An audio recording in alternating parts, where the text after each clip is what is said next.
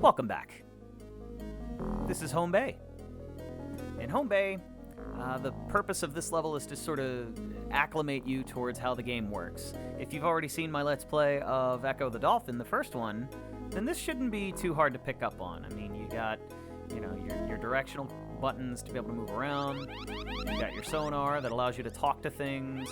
Pressing and holding it allows you to get a sonar map of where you are, and as you'll notice, the sonar map is way cooler to look at, and it's also a lot bigger. Your charge attack, this allows you to attack things, as well as charge and eat fish. If I can just my aim right. Got one. The old attack from the old game, the sonar attack, that allows you to attack things in a ranged fashion, still exists. So that's still there, although there's nothing to attack in this stage, so it doesn't really help. But it is there, and of course it works.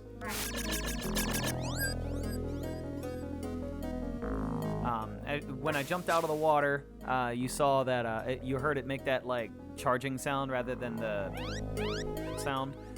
That's because while you're outside of the water, your sonar is just automatically upgraded to an attack.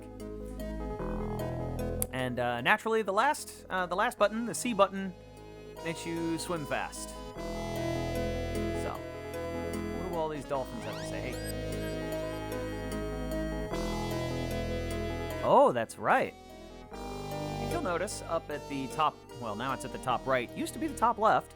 At the top right, I have 5 health energy bars, or squares, whatever you want to call them. But there's no breath one. Do I not need to surface for air anymore? That's right, I don't. Because in the last game, if you recall, the asteroid, that weird DNA strand-looking creature in the center of the Earth, upgraded us and gave us the ability to breathe underwater. So we are essentially the final evolution of dolphins. We have gone back to being fish. But for practical purposes, this gives you a chance to explore the game mechanics without having to worry about surfacing for air all the time. But fear not, the game is plenty hard.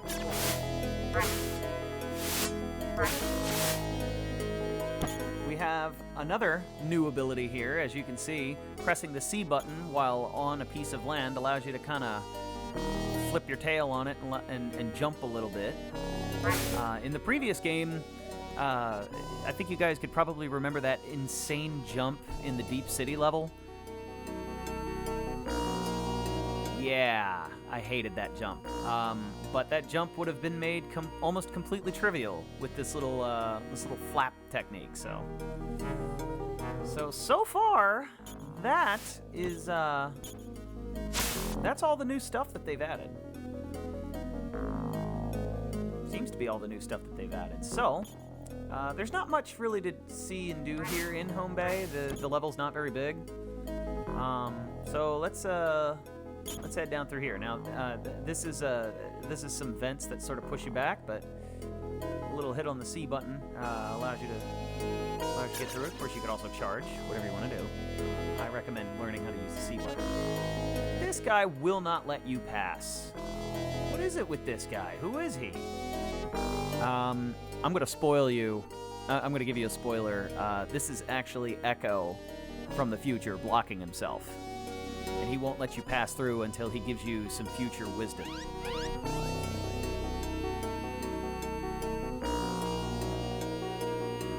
Teleport rings.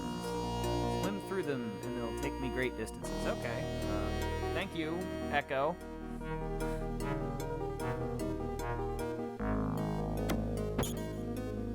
If you're not familiar with the first game,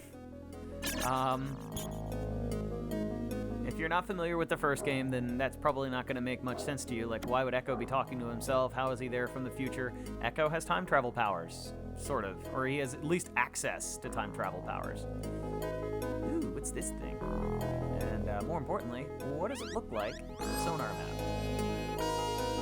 Ah. Let's do it.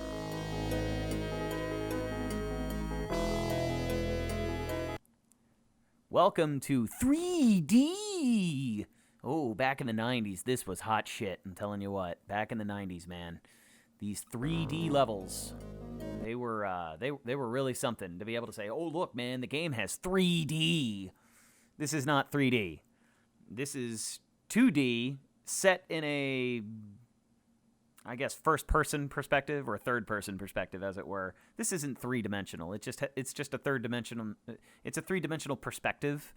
This isn't actually 3D. Come on, but that's okay. That's okay. We still took it. I mean, look at the art for the seabed there. So what we've entered into is kind of like a little mini game. Rings will appear, and our goal is to swim through the rings. You know, a la Superman 64, except fun and not tedious and annoying. And there are also, as you just saw, that weird little shell spitting out red goop. There are also little creatures there. There are multiple instances of this particular minigame with different enemies and different backgrounds and different stuff. But in this case, they're giving us the easy one with some random shell. We do have an attack. We can charge at them like this. Cool, we made it into the ring. We can charge at them and kill them that way. Well, if my aim was any good. And we can also take them out with a sonar. Ooh. Oh, I missed it.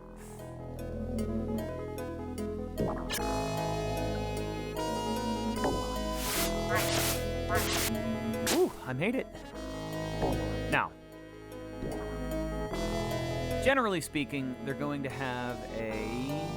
Yeah. Ooh, I got it. Somehow, some way I got it. They're going to have them hovering out of the water like this. But every second time they have them hovering out of the water, they're really, really, really up high. And this is a little pro tip for you in understanding how stuff works. So, normally, this is as high as you can jump. But if you use... And I'm just pressing C button.